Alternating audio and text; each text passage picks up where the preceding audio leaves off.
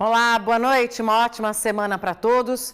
O governo do RN lançou um programa que pretende incentivar o crescimento econômico do estado, que abrange vários setores. São ações de curto, médio e longo prazo. O lançamento do plano aconteceu na Escola de Governo em Natal, com a presença da cúpula do governo do estado, empresários, representantes de setores da indústria. O plano prevê uma série de incentivos fiscais e ações para desburocratizar o ambiente de negócios no RN. São diversas medidas, iniciando por um grande programa de refis, de parcelamento dos débitos, tanto débitos de ICMS quanto IPVA, débitos inclusive que foram acumulados durante a pandemia e em períodos anteriores. A gente iguala o benefício da lagosta com outros estados. No setor de bebidas, a gente retira o vinho da substituição tributária, buscando recuperar a competitividade desse setor aqui no estado. A mesma coisa para autopeças e motopeças. Para tentar a retomada mais rápida do turismo, foi anunciado a prorrogação da redução do ICMS da energia nos meios de hospedagens. E o incentivo fiscal do querosene da aviação deve ser retomado. O benefício estava suspenso por causa da pandemia. A partir de agora, a gente está voltando, a trabalhar com esses voos, porque, infelizmente, as companhias aéreas, no período da pandemia, tiveram que parar suas atividades. Outra ação é em parceria com a Brasel, uma ação muito importante para a Brasel e a Cedraf, que é para exatamente estimular os bares e restaurantes comprar produtos da agricultura familiar. Na área da agricultura e pecuária foi dito que existe um plano para a plantação de grãos no litoral e auxílio na regularização e licenciamento ambiental, além da obra do terminal pesqueiro, que ainda não foi concluída. Uma obra que está sem funcionamento há mais de 10 anos. A ideia é, junto com o governo federal, entregar um estudo de viabilidade, mostrando ao governo federal o que é que nós queremos para o nosso terminal pesqueiro e também para que na concessão que será feita pelo governo federal, contemple as demandas, compreenda a necessidade que nós estamos aqui. Empresários e autoridades participaram de forma virtual do evento. Um dos convidados foi o diretor-geral da InterTV Cabugi, Disseu Simabucuru. É importante essa iniciativa unindo toda a classe empresarial e as entidades de classe também, fomentando a economia. Então, importantíssimo, nós também estamos juntos para isso, para a gente conseguir, o mais rápido possível, a gente poder recuperar a economia do estado. Para a governadora Fátima Bezerra, o plano RN Cresce Mais deve promover a retomada do crescimento econômico ainda durante a pandemia. São medidas concretas, medidas objetivas, tanto tributárias como econômicas, voltadas para que a gente tenha cada vez mais um ambiente favorável aos negócios no Rio Grande do Norte, simplificando, desburocratizando. E hoje, durante o lançamento do RN Cresce Mais, o Rio Grande do Norte recebeu a boa notícia de que a fábrica Guararapes irá abrir 1.360 vagas de empregos diretos aqui no estado. 30% dessas contratações devem ser de ex-funcionários que haviam sido demitidos. Por outro lado, a Hering, uma outra empresa que fabrica roupas aqui no estado, anunciou que está deixando o Rio Grande do Norte. Segundo a Federação das Indústrias, a saída da Hering do estado deve acontecer em 90 dias e teve como motivo a queda na necessidade de produção da empresa em todo o país. Eles, na realidade, entendem que seria muito interessante produzir no Rio Grande do Norte, mas diante de uma recessão das suas próprias lojas, que estavam estabelecidas principalmente em shopping center, eles pediram para haver esse distrato com as empresas em função de não ter como ter pedido, tá certo? Então, isso é mais uma função do próprio mercado. Eles não queriam sair do Rio Grande do Norte. Mesmo entendimento do governo do estado. Uma decisão da empresa que está colocando todas as suas atividades em um determinado estado, especificamente nenhum estado aqui do Nordeste. Então, o governo está encarando com tranquilidade uma decisão de mercado que faz parte da conjuntura econômica. A Hering tem hoje contrato com 22 pequenas fábricas de costura na região do Seridó para a produção de roupas da empresa. Nessas oficinas são gerados atualmente cerca de 500 empregos diretos. Segundo a Fierne, o momento é de focar na busca por novos clientes para as pequenas empresas no interior que estavam trabalhando para a produção da Hering. A Fierne, preocupada com isso, a gente tem procurado outros parceiros que possam também querer esse modelo de negócio. Então, na Paraíba, em Pernambuco, tem outras empresas que têm negócio do sul do país e a gente está trabalhando para que a gente possa ter novos apoiadores desse projeto. Enquanto a Hering anunciou o descredenciamento de oficinas no RN, nesta segunda-feira, a fábrica Guararapes, a maior indústria têxtil hoje instalada no Rio Grande do Norte, anunciou a abertura de mais de 1.360 empregos no estado. No mês de julho, a empresa chegou a demitir cerca de 300 funcionários no município de Extremóis, por causa da crise gerada pela pandemia. Para o governo, a expansão planejada pela Guararapes irá compensar em termos de geração de emprego a saída da Hering. Ela não especificou quais seriam as oficinas, né? Mas a gente imagina que 1.300 e poucos novos postos de trabalho podem absorver essa questão dos postos abandonados pela Hering. Então, são movimentações de mercado, a gente tem que entender isso, faz parte de uma economia, né? Então a gente está vendo isso com bastante tranquilidade, não vê isso como um sinal negativo para a economia local, não, porque outras empresas naturalmente vão absorver esses postos de trabalho.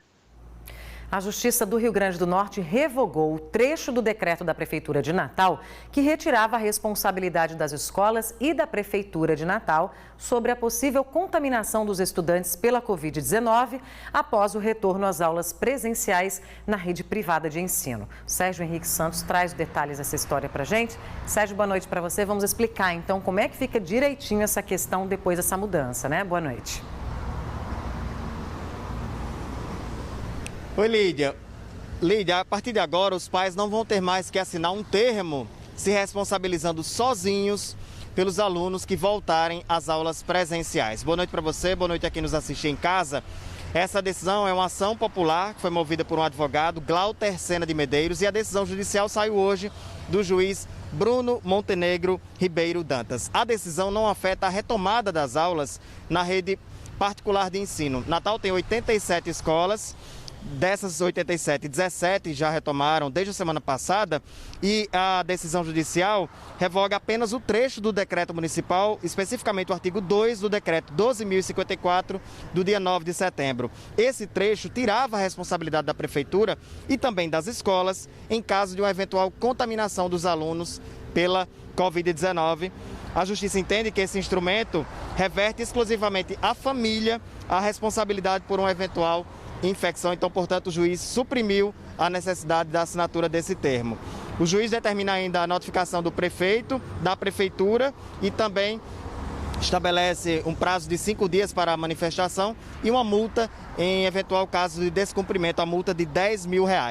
O Sindicato das Empresas das Escolas Particulares, Sindicato das Escolas Particulares do Rio Grande do Norte se manifestou hoje à tarde, disse que todas as escolas já cumprem protocolos de segurança, estão inclusive testando os professores e também os funcionários e essa decisão não deve afetar esse processo de retomada gradual das aulas na rede privada de ensino aqui em Natal. Vamos ouvir o que disse o Alexandre Marinho, presidente do sindicato.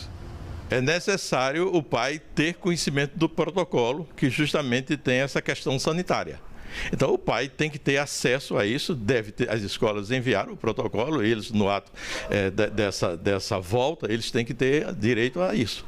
Então se eles concordam ou não com o protocolo, se eles têm alguma objeção, realmente eles não iriam enviar os alunos para a escola, para as aulas presenciais. Mas por outro lado, eu queria dizer o seguinte, que quanto à escola, independente dessa autorização, a escola já tinha um outro tipo de autorização para fazer essas matrículas. Por outro lado, é muito difícil apresentar um aluno ou um professor com Covid na instituição, você saber se foi na instituição ou se foi fora. Então, quer dizer, é uma coisa meio abstrata até para se tomar uma decisão.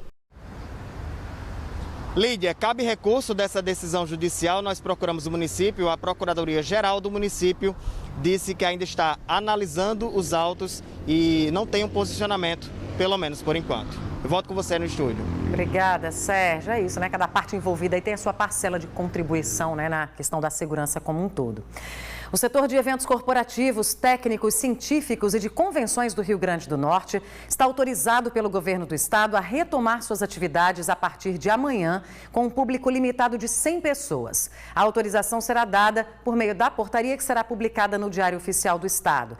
O cronograma prevê 5 fases para essa retomada. A primeira fase libera uma frequência máxima simultânea de até 100 pessoas nos eventos. Aí a fase seguinte permite a partir de 6 de outubro, que os eventos corporativos já possam ter até 400 pessoas. A fase 3, no dia 20 de outubro, libera até 700 pessoas. E já no dia 3 de novembro, a fase 4 alcança até 1.000 pessoas. A última fase do cronograma, no dia 17 de novembro, será para até 3.000 pessoas, mas apenas para eventos em ambientes abertos. Caso a Secretaria Estadual de Saúde detecte uma tendência de crescimento dos indicadores da pandemia do coronavírus após a liberação das atividades, aí a portaria aponta que as fases podem ser adiadas ou restabelecidas em fases anteriores. Além do protocolo geral para a retomada das atividades econômicas, a portaria do governo do estado lista 20 medidas necessárias para autorizar a realização desses eventos corporativos, entre eles a obrigatoriedade de EPIs para os trabalhadores envolvidos, utilização de máscara para os participantes, disponibilização de equipe médica e manutenção do distanciamento mínimo de 1,5 metro entre as pessoas, mesas e cadeiras. A portaria ainda pontua que seja dada preferência à circulação natural de ar nesses locais. Vamos atualizar então a situação da Covid-19 aqui no Rio Grande do Norte. O estado tem hoje 67.217 casos confirmados e 2.352 mortes. Há 312 óbitos em investigação. Nenhuma morte foi confirmada nas últimas 24 horas. E a taxa de ocupação de leitos de UTI para a Covid no Rio Grande do Norte hoje é de 42%. Em algumas agências do interior do estado, as perícias médicas voltaram a acontecer. Em Mossoró, a procura por agendamento ainda está tranquila. Lucas esperou sozinho o atendimento da perícia médica na recepção da agência do INSS de Mossoró, na manhã desta segunda-feira. Desde março, o assistente de recursos humanos aguardava a avaliação para retornar ao trabalho. Estava só aguardando o atendimento voltar ao normal, mas devido a essa pandemia, fechou tudo aqui, o atendimento foi encerrado, eu tive que esperar retornar para poder ir para o setor e esse setor me liberar para voltar para a empresa. Desde a última sexta-feira, os atendimentos na agência do INSS de Mossoró foram retomados. As perícias médicas estão acontecendo no horário da manhã. 2 médicos realizam as avaliações. Eu estava de benefício, fui cortada e teve a pandemia. Dessa pandemia a gente deu a entrada e logo a gente foi atendida. Foi ligeiro, bem organizadinho aí dentro, viu? Tudo no controle. Seu José Erivan estava aguardando há 4 meses pela perícia. Deu certo. Na hora certa. Foi rápido? Foi rápido. A gente estava com um receio que já tinha sido marcado uma vez e não tinha dado certo. Foi marcado para junho. Não tinha dado certo. Aí foi remarcado, mas agora hoje foi tudo tranquilo. Por causa da pandemia, apenas atendimentos agendados estão acontecendo. Em caso de dúvidas, é preciso ligar para o telefone de atendimento 1135 ou acessar a página do INSS na internet. Agora são 10h30 da manhã e a sala de espera para as perícias está vazia. Isso porque todas as pessoas que vieram procurar esse serviço já foram atendidas. Hoje, aqui na agência do INSS em Mossoró, 41 perícias estavam agendadas. 8 pessoas faltaram. As ausências podem estar ligadas à desconfiança da população de que o atendimento das perícias estaria suspenso. Na quinta-feira à noite, quando eles liberaram para o atendimento, eles abriram a agenda, mas foram poucas pessoas, cerca de 6 agendamentos só para sexta-feira. E nessa sexta-feira, dos 6 que agendaram, só 2 compareceram. Então, houve o atendimento na sexta e no final de semana abriram as agendas novamente e hoje já tinham mais de 40 agendamentos, Então, compareceu bastante gente, mas faltou cerca de 8 pessoas para a perícia. Em Natal, o serviço de perícia médica no INSS também retornou. Agora, muita gente ainda está com dificuldade no atendimento. Marta saiu aliviada da agência do INSS no bairro de Nossa Senhora de Nazaré, em Natal. O marido dela conseguiu, dentro do tempo estipulado, realizar a perícia médica, atendimento que estava suspenso há quase 6 meses pelo INSS por causa da pandemia. A empresa marcou para a gente e a gente viemos e já foi resolvido já. As agências do INSS tinham retomado o serviço presencial na semana passada, mas o impasse entre médicos peritos e o INSS atrasou a volta do serviço de perícia médica em todo o país. Os médicos alegavam que faltavam condições sanitárias de prevenção ao novo coronavírus. Agora, os profissionais afastados do trabalho puderam ser atendidos de forma presencial nas agências do Rio Grande do Norte, nessa segunda-feira. Como a gente já tinha adiantado na semana passada, a volta da perícia médica nas agências do INSS começou a partir de hoje nas agências Nazaré e Zona Norte de Natal, na região metropolitana, em Extremóis e Parnamirim, e no interior do estado, em Currais Novos, mas só para as pessoas que estavam com atendimento agendado ou reagendado. O serviço também voltou nas unidades de Mossoró, Caicó, Baraúna, Açu e Angicos. Mas vale lembrar que os beneficiários precisam agendar o serviço pelo site. E com a alta demanda que ficou reprimida desde março, mesmo com esse retorno, muitas pessoas estão com dificuldades para agendar o atendimento. O Everton está afastado do trabalho, passando por dificuldades em casa e não conseguiu ainda passar pela perícia médica. Estava marcado para dia 14. Aí o rapaz mandou vir hoje falar com ele para ver se vai remarcar de novo. Aí mandou ligar para ele de 10 horas para remarcar para outro dia. Já é a segunda vez que eu estou vindo aqui, estava marcado e não remarcou, não me deu uma posição nem nada. Precisando há mais de 2 meses que eu estou precisando fazer essa perícia e não tem resultado nenhum. A gente reforça aí, né, os agendamentos, eles estão sendo feitos pela internet, no site do INSS, que é o www.inss.gov.br, ou pelo telefone, que é o 135. É só ligar e fazer esse agendamento prévio. Agora, olha só o que foi que aconteceu hoje à tarde no distrito de Patané, zona rural de Areis, litoral sul aqui do estado. 2 homens trabalhavam na demolição dessa caixa d'água quando a estrutura desabou. Vamos ouvir então o desespero das pessoas que estavam próximas ao local? Não é para menos, né, gente? Segundo moradores aí da região, a caixa d'água estava desativada e começou a ser demolida porque apresentava problemas estruturais. A demolição havia começado pela parte superior da caixa d'água e durante o fim da semana, 2 tratores foram usados para tentar derrubar a estrutura com o apoio de cabos de aço, sem sucesso. Hoje, conforme é possível ver nas imagens, um trabalhador usava uma ferramenta elétrica em uma das colunas de sustentação e é quando a caixa d'água desaba. Felizmente, tanto o homem que usava a furadeira quanto o supervisor da obra conseguiram escapar ilesos desse acidente. Nós falamos por telefone com um homem que estava trabalhando nesse serviço. Ele não quis se identificar, mas disse que quando percebeu que a caixa d'água iria desabar, ele conseguiu correr a tempo de não ser atingido pelos destroços. Ele não se feriu, um milagre, né? Que imagem impressionante. A comunidade Patané tem fornecimento de água feito pela Prefeitura de Areis através do serviço de abastecimento autônomo. Nós não conseguimos contato com a Prefeitura para falar sobre esse acidente. A semana começou difícil para uma mãe que foi abordada por ladrões em frente à escolinha do filho. Ela disse que ficou sem entender porque antes mesmo de anunciar o assalto, o bandido já foi logo partindo para a agressão.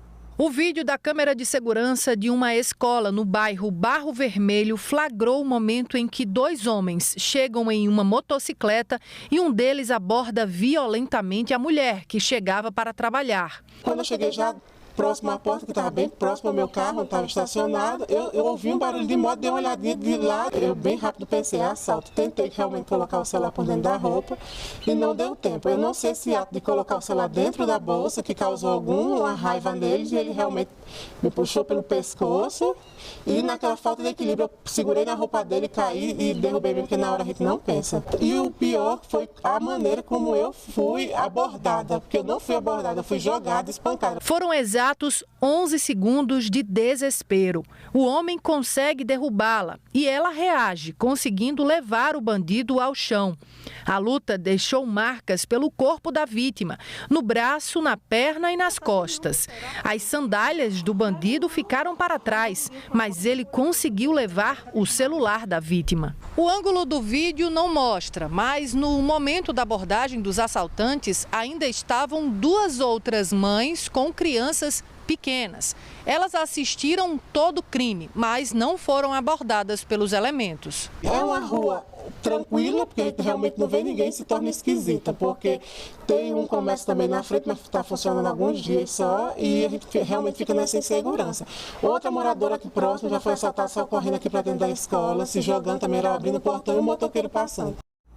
Absurdo, né? Quem identificar aí os bandidos pode denunciar pelo telefone da Polícia Civil, que é o 181. A Ordem dos Advogados do Brasil no Rio Grande do Norte pediu o afastamento de um advogado suspeito de diversos crimes, entre eles violência doméstica e armazenamento de pornografia infantil. A ouvidoria da Ordem dos Advogados do Brasil pediu que o órgão afaste preventivamente um advogado de 38 anos preso na sexta-feira passada por violência doméstica e armazenamento de pornografia infantil. O suspeito ele foi preso por força de um mandado de prisão preventiva que foi expedido pelo 3º Juizado de Violência Doméstica, né? E ele foi conduzido à delegacia, que a gente tinha informação de outros procedimentos criminais, com outras investigações que recaem contra ele, né, envolvendo outras situações de violência doméstica, envolvendo também situação de exploração sexual contra a criança. E aqui na delegacia, né, no momento em que ele estava sendo ouvido, a gente teve acesso a um aplicativo de armazenamento de fotos, né, vinculado a uma conta de e-mail do suspeito, e ali a gente constatou que ele tinha armazenado um vídeo com pornografia infantil. De acordo com a delegada, o advogado vem cometendo diversos crimes desde 2013. A gente tem informação de outros crimes também em contexto de violência doméstica e inclusive um crime de homicídio de 2013, cuja autoria também é imputada a ele, também contra uma mulher. O processo na OAB contra o advogado segue, já que a ouvidoria quer também um afastamento definitivo do advogado, assim como a investigação da Polícia Civil. A gente vai concluir a investigação pelos crimes de violência doméstica e esses crimes envolvendo criança, adolescente, violência sexual, a gente vai encaminhar para a DCA. O RN2 vai agora para um intervalo e veja na volta como fica a vida para o motorista com a interdição de um trecho da pista do viaduto de Igapó para obras. A gente explica tudo em instantes, fica com a gente, é rapidinho.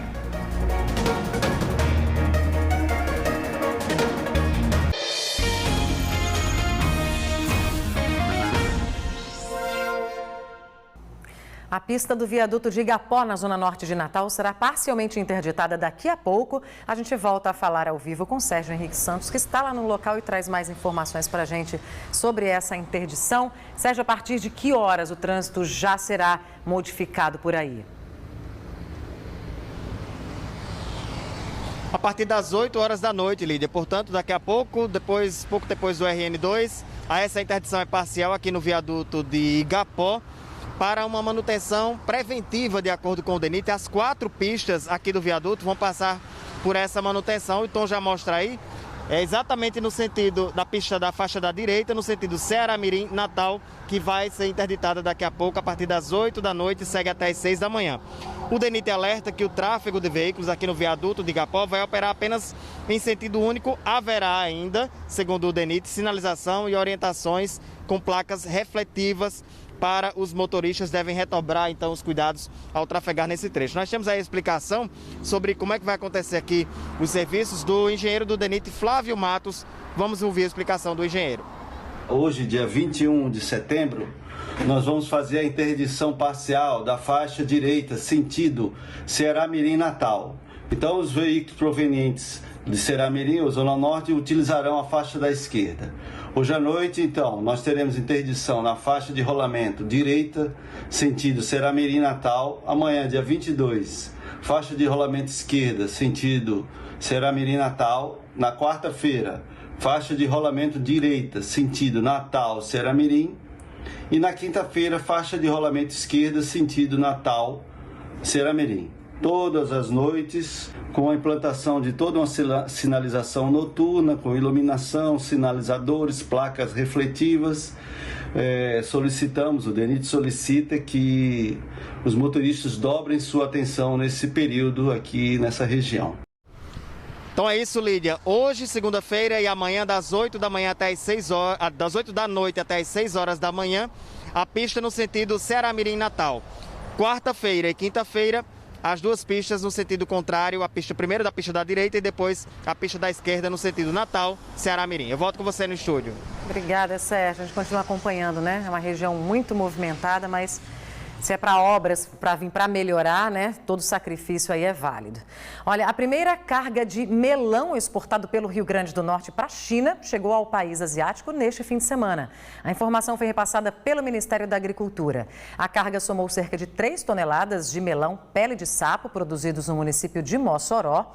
Uma outra carga deve ser enviada no próximo dia 26 por meio de navios. Em janeiro desse ano, o estado recebeu a comitiva chinesa, que com o apoio do IDIARNE inspecionou o melão produzido no Rio Grande do Norte. Em novembro do ano passado, o Brasil fechou o acordo com a China para viabilizar a exportação de melão. O acordo é o primeiro relacionado a frutas com o país asiático. A China é considerada uma grande consumidora de melões. Em 2017, o país foi responsável pelo consumo de aproximadamente 17 milhões de toneladas, quase metade da produção mundial. Entre os estados brasileiros, o RN é o principal exportador. Em 2019, 30% de toda a exportação do estado foi de melão. Somente no ano passado, a venda potiguar da fruta fresca para países do exterior cresceu 65% e chegou a quase 117 milhões de dólares. Agora, para encerrar, uma notícia de que um grupo de baleias jubartes foi visto pertinho da praia de Tabatinga, litoral sul aqui do estado. Segundo os pesquisadores do projeto Mamíferos Marinhos do estado, eram 12 baleias, sendo 5 filhotes e 7 animais adultos. Os pesquisadores disseram que nunca tinham registrado tantos filhotes em um só dia. Com a diminuição dos ventos e a melhora na condição do mar, as fêmeas com filhotes buscam águas costeiras protegidas. De acordo com o professor Lídio Nascimento, que pesquisa as baleias jubartes desde 2010, os animais vêm ao litoral brasileiro entre os meses de julho e novembro para reprodução e acasalamento. Com a preservação dos animais desde a década de 1980, as baleias foram se reproduzindo e atualmente é possível vê-las em todo o litoral brasileiro. Além de estarem em maior número, os animais estão vindo mais cedo também, viu? As baleias adiantaram em um mês esse ano a passada pelo nosso litoral. Agora já podem ser vistas por aqui entre junho e julho. Depois do período de reprodução, segundo o professor, elas migram de volta para a Antártida. É que o nosso litoral não tem alimentação própria para elas, né? Que elas mais gostam, que é um tipo de crustáceo, que parecem camarões, mas que não temos por aqui. São os crios, que são comuns em águas mais frias. Elas ficam no período de jejum e só voltam a se alimentar após o período de acasalamento, com o retorno ao Polo Sul. No ano passado, os especialistas estimam que 20 mil baleias passaram pelo litoral brasileiro. Um show à parte deram no litoral aqui do nosso estado ontem.